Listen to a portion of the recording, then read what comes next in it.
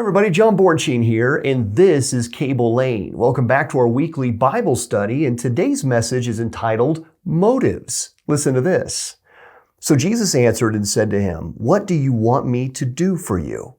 Now, without context, we're not going to understand what's going on there. But in Mark chapter 10, in an earlier section in Mark chapter 10, we hear from James and John who ask Jesus for permission to sit at his right and left hand in glory. Could you imagine asking Jesus for that?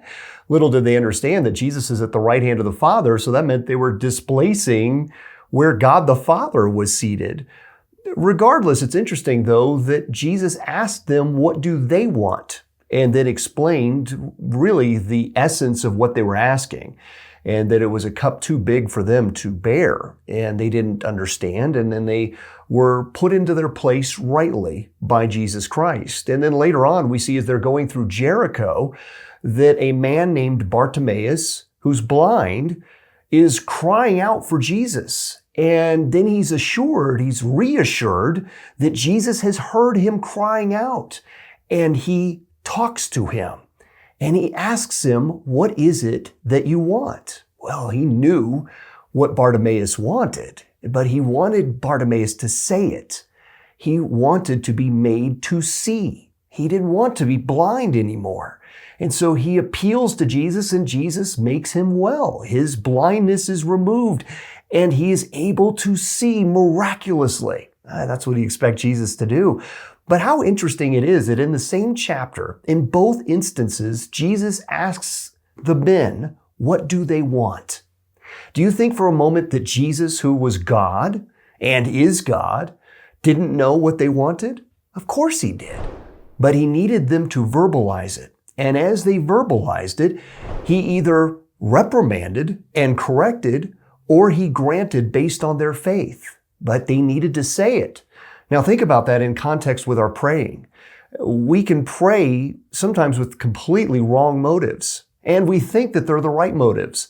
But are we truly asking God's will to be done in that situation? Does he truly, the thing that we seek, that he be glorified, that his kingdom come and his will be done, as we see in Matthew chapter 6? Or is it really that we just want what we want, and we certainly want all of our problems to be alleviated?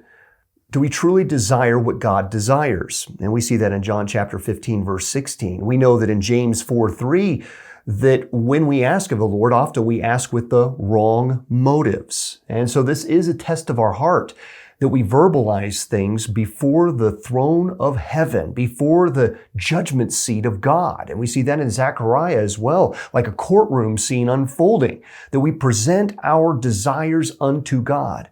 I had an interesting dialogue with someone after our prayer time today, and we were wondering, would we even pray if we had not the burdens to share before God?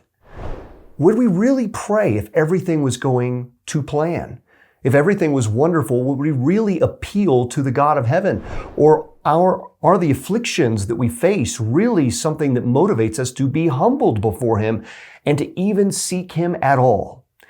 One of the greatest challenges is to seek God often, even when things are going well, to thank him, to be grateful in spirit, to just seek relationship with God, and that our motives become aligned to his will and way. That's critical in this, because ultimately God knows what we're asking before we've even asked him. And he knows exactly the true motives of our heart. Sometimes we can treat God very disrespectfully, and we're not really seeking a relationship with him, nor are we really seeking his will to be done on earth, but rather our motives can be very selfish. Listen to what Dr. Henry Blackaby says on this. He says, if God refrains from giving us what we are asking, we should evaluate our prayers. Are our motives selfish? Are we asking for far less than God wants to give? Are our requests worthy of the God we approach? Do we lack the faith God requires to give us our desires? Is there unconfessed sin? God delights in responding to our requests. If we will ask according to his will, we, like Bartimaeus, will receive far more than we anticipated. I hope this has been encouraging to you. It certainly puts my prayer life in proper perspective as well. Seek him often and seek relationship with God. Cultivate closer communion with him. and may your joy be His joy. God bless you, my friends. Take care.